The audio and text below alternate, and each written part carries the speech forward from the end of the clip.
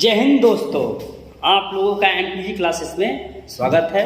और मैं आप लोगों को आज प्रजनन, हाउ डू ऑर्गेनिज्म रिप्रोड्यूस, जनन होता कैसे है, उस टॉपिक पे चर्चा करने जा रहे हैं। सबसे पहले जनन टॉपिक पे चर्चा जो की जाएगी, इसमें ध्यान दीजिएगा कि जनन मुख्यतः कितने प्रकार के होते हैं, उन जनन की प्रक्रियाओं में और कौन कौन से भाग, इन सभी बातों को हम डिस्कस करेंगे। आज पार्ट फर्स्ट में हम प्राय अलैंगिक जनन की बात करेंगे। जीवों में जनन, सबसे पहले बात करने जा रहे हैं जीवों में जनन।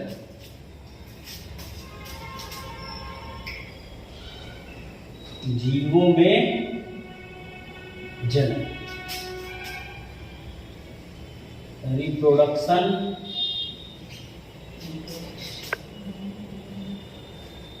इन ऑर्गेनिज्म।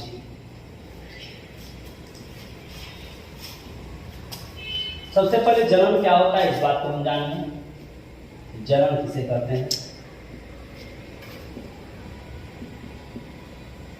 रिप्रोडक्शन। जब रिप्रोडक्शन की बात करते हैं तो सभी जीवधारियों में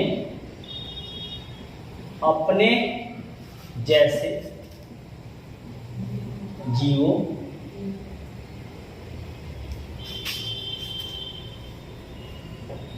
संतति या संतान उत्पन्न करने की क्षमता, जनन क्षमता तथा इस प्रक्रिया को प्रजनन कहते हैं। यहाँ सीधा सा कहने का मतलब है every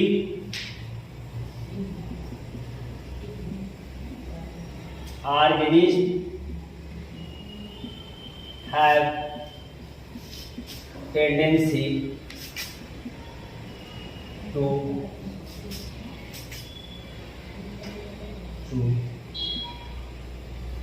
reproduce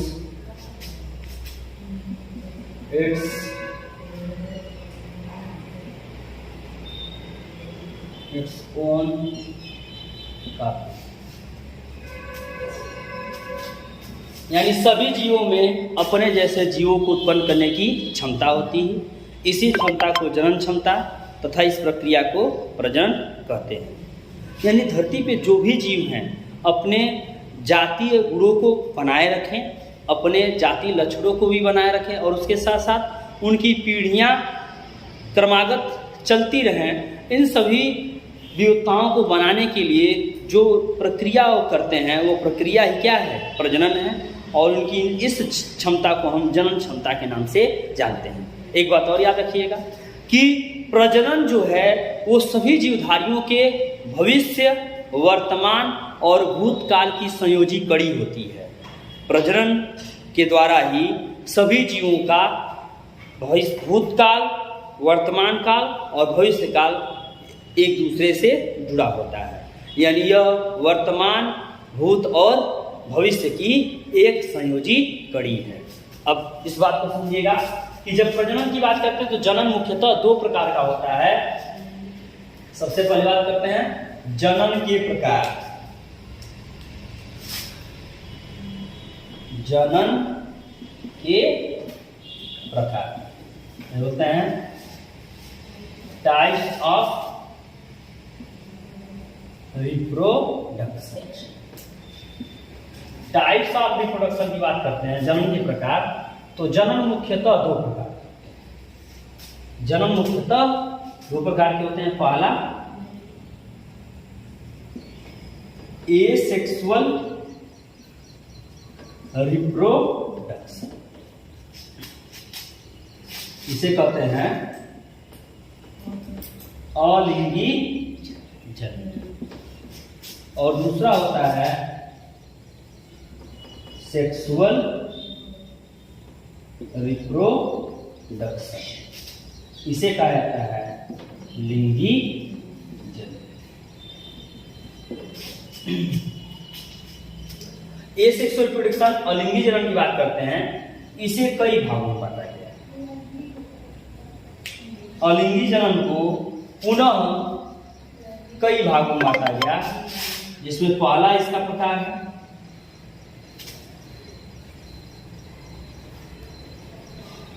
विभाजन द्वारा। पहला विभाजन द्वारा, इसे बोलते हैं बाइफिशन। बाइफिशन ये भी 3 प्रकार का होता है। अनियमित विभाजन, दूसरा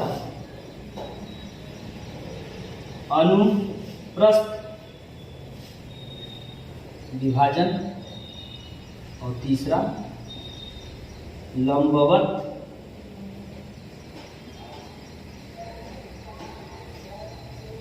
विभाजन। दूसरा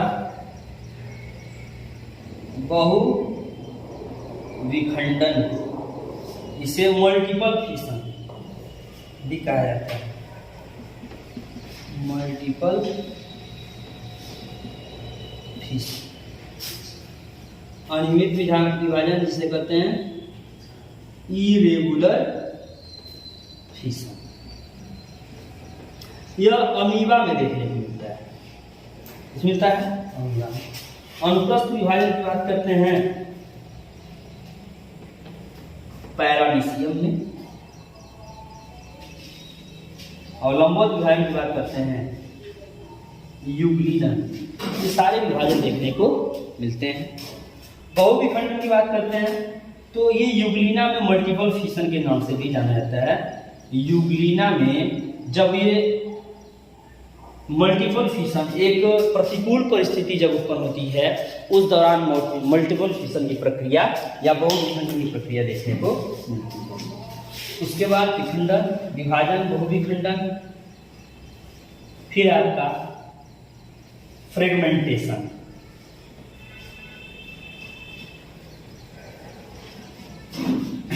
फ्रेगमेंटेशन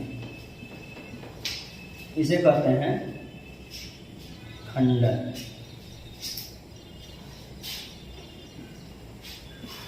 इसमें शरीर का कोई भाग जब टूट करके एक नए जीव या अपने जैसे शरीर का या जीव का निर्माण करता है, उसे कहते हैं खंडन। इसके बाद होता है रीजनरेशन। रीजनरेशन इसे कहते हैं पुनरुद्भवन।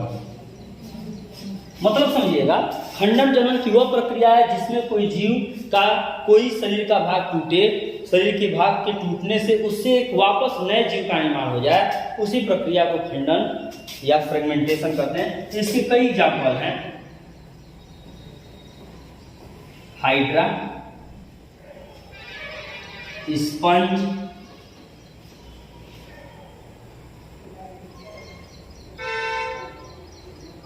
प्लेनेरिया। वहीं पुनरुद्भवन की बात कर लें, पुनरुद्भवन में जिसे रीजनरेशन कहते हैं, इस प्रक्रिया में last part of the body, शरीर का कोई भाग खो जाए, टूट जाए, टूटने के बाद वापस आ जाए, इस प्रक्रिया को हम पुनरुद्भवन या रीजनरेशन कहते हैं। जैसे में पुनरुद्भवन के केस में क्या होगा, छिपकली की पूंछ का ही उदाहरण लें। अगर छिपकली की पूंछ टूट जाती है तो वापस छिपकली की पूंछ आ जाती है। छिपकली की पूंछ का आ जाना।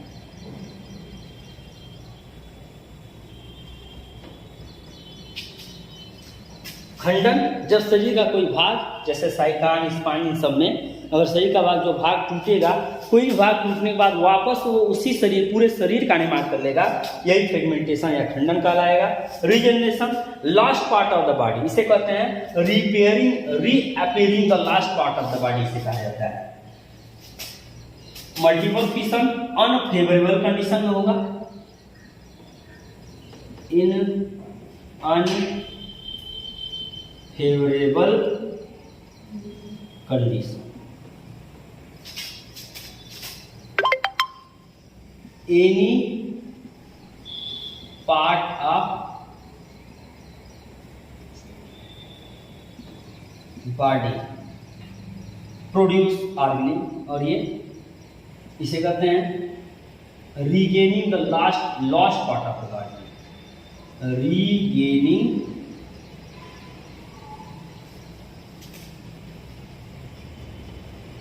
Lost parts of body. Regeneration के बाद हम बात करते हैं वेजिटेटिव प्रोपोज, बट पहले बडिंग की बात करते हैं। बडिंग इसे कहते हैं मुकुलन, हिंदी क्या बोलते हैं, मुकुलन।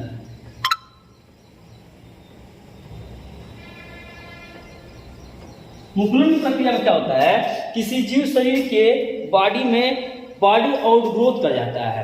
जब आउटग्रोथ करने तो क्या कि एक तरफ से शरीर की जो वायु होगी वो बाहर की तरफ निकलने लगेगी, और जो शरीर के बाहर की तरफ ये भित्ति निकलेगी, ये बाद में ये बड का निर्माण करेगी, और जो बाद में टूट करके जब अलग होगी तो एक उसी तरह एक नए जीव शरीर का निर्माण कर लेगी। ये सबसे बेहतरीन एग्जाम्पल आपका हाइड्रा के रूप में यहाँ पे भी देखा जाता है। इस प्रक्रिया निकले हुए भाग को बड कहते हैं और इसे हम बडिंग कहते हैं। और लास्ट रिप्रोडक्शन का एक एसेक्सुअल रिप्रोडक्शन का जो टाइप है जिसे कहते हैं वेजिटेटिव प्रोपोगेशन या वेजिटेटिव रिप्रोडक्शन कहते हैं, वेजिटेटिव रिप्रोडक्शन, इसे बोलते हैं कायिक जनन।